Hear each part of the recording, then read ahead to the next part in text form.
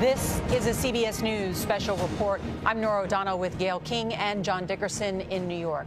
President Trump has replaced Secretary of State Rex Tillerson. The former Exxon CEO had served barely 1 year in charge of the State Department. Tillerson will be replaced now by CIA Director Mike Pompeo, a move that had been floated before the end of 2017. Major Garrett is at the White House with this breaking news, just confirmed by the president himself. Major, good morning. Yes, confirmed quite naturally by the president on his own Twitter feed 4 minutes ago. This was, as you indicated, kind of a slow-moving firing.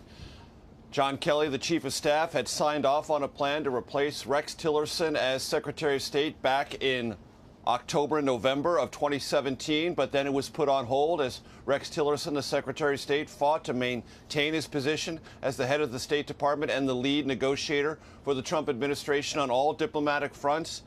The breaking point appears to be President Trump's surprise announcement last week that he was willing to meet with North Korean leader Kim Jong-un.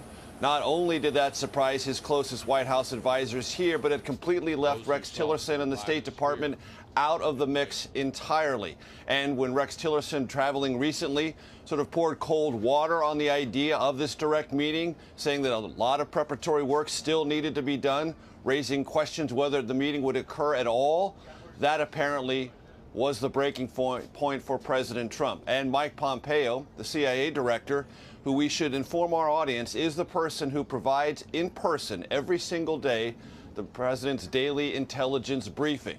So he has maintained a very tight, close personal working relationship with the president. Pompeo now will shift from the CIA over to the State Department.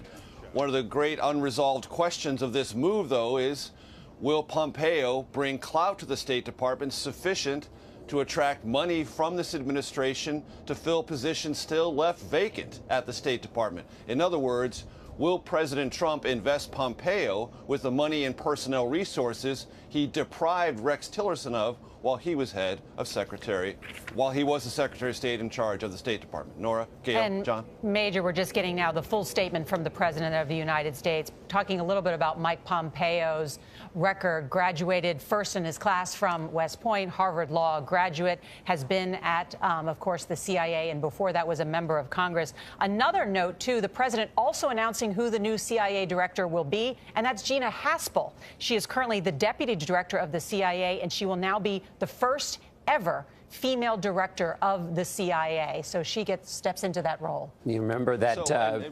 Yes, go ahead, Major. About that, and one of the interesting things about that is there have been times when the president has fired someone and not had a ready replacement.